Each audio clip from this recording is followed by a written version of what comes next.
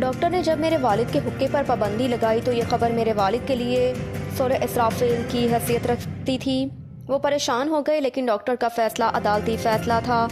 میرے والد ڈسپلن کے بھی انتہائی سخت ہیں۔ یہ جب کوئی بات، کوئی چیز ٹھان لیتے ہیں تو پھر اس سے پیچھے نہیں ہٹتے۔ میرے والد نے حقے پر پابندی لگا دی۔ ہم لوگوں نے حقہ اٹھایا اور گودام میں رکھ دیا۔ یوں دکان کی بڑی انٹریکشن ختم اچانک ہو گئی۔ حسن اتفاق سے انہیں دنوں ایک ایکسچینج کی اپ گریڈیشن بھی شروع ہو گئی اور ہمارا فون بھی عارضی طور پر کٹ گیا۔ یوں دکان کی دوسری اٹریکشن بھی ختم ہو گئی۔ ان اٹریکشنز کے خاتمے کے ساتھ ہی دکان کے رش میں کمی ہو گئی۔ لوگ دکان کے قریب پہنچ کر منہ نیچے کر لیتے تھے اور تیز تیز قدموں سے آ کے نکل جاتے تھے۔ وہ جو روز صبح سویرے ہماری دکان پر آ کر بیٹھ جاتے تھے اور ان کی شام بھی اسی دکان پر ہوتی تھی، وہ بھی اچانک غائب ہو گئے۔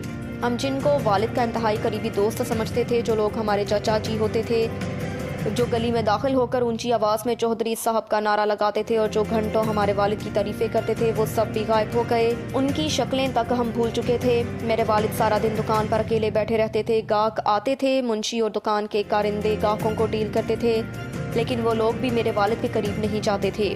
وہ دور سے انہیں سلام کرتے تھے، رسید بنواتے تھے اور رخصت ہو جاتے تھے۔ میں اس وقت پرائمری اسکول میں پڑھتا تھا۔ میرے کچے ذہن کے لیے یہ صورتحال ہضم کرنا مشکل تھا۔ میں ایک دن والد کے پاس بیٹھا اور میں نے ان سے پوچھا، ابا جی، آپ کے سارے دوست کہاں چلے گئے ہیں؟ میرے والد نے غور سے میری طرف دیکھا۔ میری آنکھوں میں اس وقت آنسو تھے۔ میرے والد نے رومال سے میری آنکھیں صاف کی، سر پر ہاتھ پھیرا اور بڑے پیار سے کہا، بیٹا، یہ لوگ میرے دوست نہیں تھے، یہ حقے اور ٹیلی فون کے دوست تھے۔ حقہ بند ہو گیا، ٹیلی فون کٹ گیا، یہ لوگ بھی کٹ گئے۔ یہ بھی بند ہو گئے۔ جس دن ٹیلی فون اور حقہ واپس آ جائے گا، یہ لوگ بھی اس دن واپس آ جائیں گے۔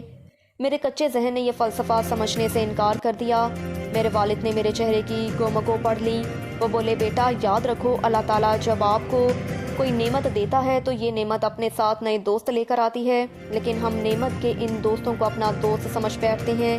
یہ ہماری بے وقوفی ہوتی ہے۔ یہ نعمت جس دن چلی جاتی ہے، یہ سارے دوست بھی رخصت ہو جاتے ہیں۔ میرے والد نے اس کے بعد شاندار نصیحت کی۔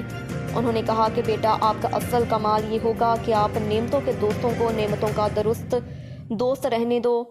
آپ ان لوگوں کو کبھی اپنا دوست نہ بننے دو، تم زندگی میں کبھی مایوس نہیں ہوگے۔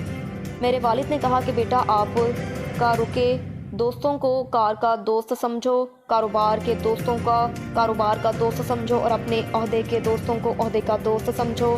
ان لوگوں کو کبھی اپنے دل تک نہ پہنچنے دو۔ تمہارا دل کبھی زخمی نہیں ہوگا، تم کبھی خون کے آنسو نہیں روکے۔